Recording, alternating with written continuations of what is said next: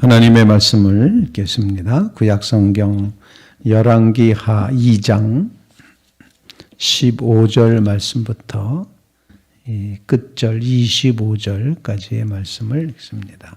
맞은편 여리고에 있는 선지자의 제자들이 그를 보며 말하기를 엘리야의 성령이 하시는 역사가 엘리사 위에 머물렀다 하고 가서 그에게로 나아가 땅에 엎드려 그에게 경배하고 그에게 이르되 당신의 종들에게 용감한 사람 50명이 있으니 청하건대 그들이 가서 당신의 주인을 찾게 하소서. 염려하건대 여호와의 성령이 그를 들고 가다가 어느 산에나 어느 골짜기에 던졌을까 하나이다 하니라. 엘리사가 이르되 보내지 말라 하나 무리가 그로 부끄러워하도록 강청하며 보내라 한지라. 그들이 50명을 보냈더니 사흘 동안을 찾되 발견하지 못하고 엘리사가 여리고에 머무는 중에 무리가 그에게로 돌아오니 엘리사가 그들에게 이르되 내가 가지 말라고 너희에게 이르지 아니하였느냐 하였더라. 그 성읍 사람들이 엘리사에게 말하되 우리 주인께서 보시는 바와 같이 이 성읍의 위치는 좋으나 물이 나쁨으로 토산이 익지 못하고 떨어지나이다. 엘리사가 이르되 새 그릇에 소금을 담아 내게로 가져오라 하매 곧 가져온지라. 엘리사가 물 근원으로 나아가서 소금을 그 가운데 던지며 이르되 여호와의 말씀이 내가 이 물을 고쳤으니 이로부터 다시는 죽음이나 열매 맺지 못함이 없을지니라 하셨느니라 하니 그 물이 엘리사가 한 말과 같이 고쳐져서 오늘에 이르렀더라. 엘리사가 거기서 베델로 올라가더니 그가 길에서 올라갈 때 작은 아이들이 성읍에서 나와 그를 조롱하여 이르되 대머리요 올라가라 대머리요 올라가라 하는지라. 엘리사가 뒤로 돌이켜 그들을 보고 여호와의 이름으로 저주하며 그 수풀에서 암곰 둘이 나와서 아이들 중에 42명을 찢었더라. 엘리사가 거기서부터 갈멜산으로 가고 거기서 사마리아로 돌아왔더라. 살아계신 하나님의 말씀입니다. 추석날 아침에도 심령을 모두 주 앞에 기도하며 또 말씀으로 기도 제목을 같이 나누는 사랑하는 성도 여러분들에게 정말 크신 풍성한 하나님의 은혜가 넘치시기를 바랍니다. 저는 이번 한가위를 맞이하면서 두 배의 은혜, 두 배의 감사 이런 생각을 계속하고 있습니다. 하나님의 은혜가 끊임없이 우리에게 주어진다는 것을 깨달을 때 그 은혜가 두 배가 되고 하나님 그 은혜 앞에 감사합니다, 감사합니다 나갈 때 두 배의 감사가 된다. 그래서 2020년 2020 한가위 이 주석에는 두 배의 은혜와 두 배의 감사로 오늘 하루를 열어가고 또 이 절기를 지키는 믿음의 성도들이 되시기를 주님의 이름으로 부탁을 드립니다. 풍성한 한가위, 정말 마음만큼은 풍성해지는 우리의 상황과 조건, 사회적인 환경은 우리를 옥죄고 있음에도 불구하고 우리의 심령만큼은 아주 넉넉한 두 배의 은혜와 두 배의 감사로 채워지시기를 주님의 이름으로 부탁을 드립니다.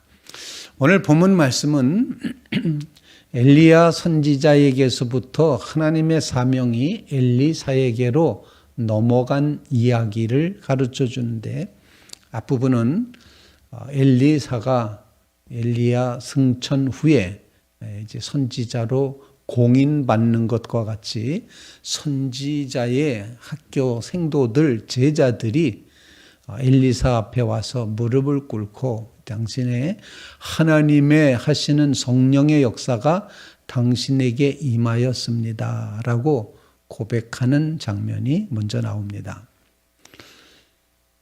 그리고 그 선지자의 제자들이 군사 50명, 용감한 사람, 튼튼한 사람 50명이 있으니 저들을 다 수색조를 내보내서 혹시 하나님께서 하늘로 데려가시다가 엘리야를 그 시신을 어디 골짜기든지 산이든지 떨어뜨리셨을까봐 시신을 찾겠습니다. 그렇게 얘기를 하죠. 엘리사는 가지 말라. 이미 하나님께서 승천하게 하신 걸 알기 때문에 엘리사는 가지 말라 말하지만 오늘 본문에 독특하게 엘리사가 부끄러워할 만큼 그 열심히 강청하고 요구를 했습니다. 그래서 할 수 없이 보내라. 물론 헛수고이겠지만 보내라. 이렇게 했던 겁니다. 그런데 3일 동안을 찾아도 엘리야의 시신은 찾지 못하므로 하나님께서 엘리야를 승천하게 하셨음이 본문에 드러나고 있습니다. 지금 엘리사가 있는 곳은 여리고 성이었죠. 그런데 그 여리고라는 이제 곳이 굉장히 그 도시가 좋고 그럼에도 불구하고 물이 좋지 않아서 농작물들이 즉 열매들이 결실하지 못하고 중간에 익다 말고 떨어진다라는 그런 약점을 가지고 있었던 장소였습니다. 백성들이 자신들의 고충을 이야기를 합니다. 다 좋은데 물이 나빠서 결실하지 못합니다. 고쳐주십시오라는 의도였죠. 엘리사는 새 그릇에 소금을 가져오라 이렇게 명하고 그리고 새 그릇에 가져온 소금을 물 근원에 뿌리며 말합니다. 여호와의 말씀이 이 샘을 고쳤다. 이후로는 열매가 결실하지 못하거나 죽는 역사 없다라고 그렇게 선언하게 되자 그때 이후로 여리고의 물 근원이 고쳐짐으로 결실하게 되었음을 보여주고 있습니다. 또 하나의 기적을 행하게 되는데 이제 엘리사를 향하여서 놀리는 청년들이 있었습니다. 아주 어린이가 놀렸다면은 아마 성경에 그런 이야기가 기록이 안 됐을 터인데 지금 하나님의 선지자로서 인정을 받고 기적을 행해가는 그런 와중에 있는 엘리사에게 이제 젊은이들이 놀렸다는 겁니다. 여기서 작은 아이들, 어린 아이들이라고 표현했지만 그들이 하나님의 권위에 대해서 도전하는 식으로 놀리는 겁니다. 대머리 올라가라, 대머리 올라가라. 요즘 말로 표현하면은 꺼져라. 뭐 이렇게 하는 그런 표현이었을 것입니다. 이렇게 하나님의 권위와 하나님의 능력과 하나님의 이름에 합당한 엘리사를 향하여 조롱하게 되자 엘리사가 이제 저주를 합니다. 심판을 하는 장면이 나아가고 있습니다. 엘리사가 뒤를 돌이켜 보고 여호와의 이름으로 저주했습니다. 이 저주하는 일은 성경 안에 이렇게 흔하지 않습니다. 심판을 선언하거나 그러지 이렇게 저주까지 했다는 것, 이것은 흔하지 않은 장면인데 그래서 엘리사가 선지자가 되고 나서는 하나님의 생명을 구하는 역사로 물 근원을 고쳐주는 것과 함께 그리고 하나님의 권위에 대해서 조롱했던 사람들에 대해서 42명의 아이들이 암곰에 의해서 죽게 되는, 찢기게 되는 그런 역사가 오늘 본문에 기록이 되고 있습니다.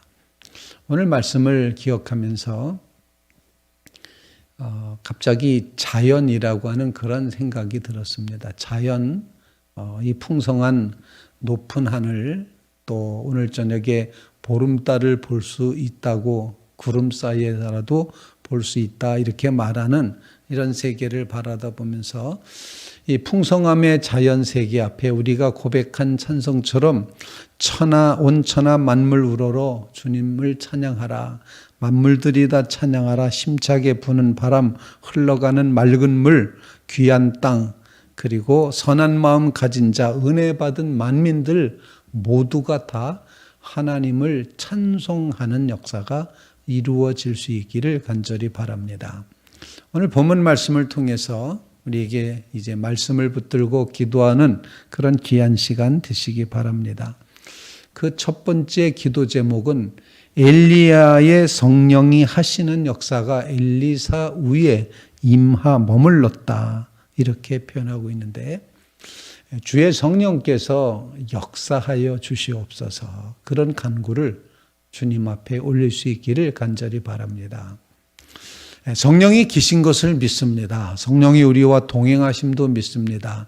이제 성령이 역사하셔야 됩니다. 성령이 역사하신다는 표현, 성령은 항상 능력으로 임하여서 역사하시게 됩니다. 주님의 성령이 우리의 삶 속에 임하게 되기를 간절히 바랍니다. 주의 성령이 우리 가운데 임하면, 사랑하는 성도 여러분들의 삶 속에 임하면 하나님은 크게 느껴집니다. 하나님은 엄청나게 크신 분이다. 정말 온 천하 만물이 다 찬양해야 될 그런 하나님이시다. 하나님이 아주 무한히 크신 분으로 느껴지는 것, 이게 성령의 역사입니다. 성령이 역사할 때 하나님이 크게 느껴진다는 사실, 그리고 성령이 역사할 때 나는 한없이 초라하고 연약하고 작아지게 느껴진다는 겁니다. 여러분이 지금 참 하나님은 엄청나게 크신 분이신데 나는 정말 형편없이 작은 존재다, 미미한 존재다, 아무것도 아니구나 라고 그렇게 스스로를 깨닫게 되신다면 성령이 역사하시고 있는 그런 상황입니다. 또한 주의 성령께서 역사하시면 우리에게 주시는 은혜가 커집니다. 은혜가 크게 느껴지는 겁니다. 하나님의 은혜가 크다. 하나님의 놀라운 은혜가 크다. 여기까지 이르게 하신 은혜가 크다.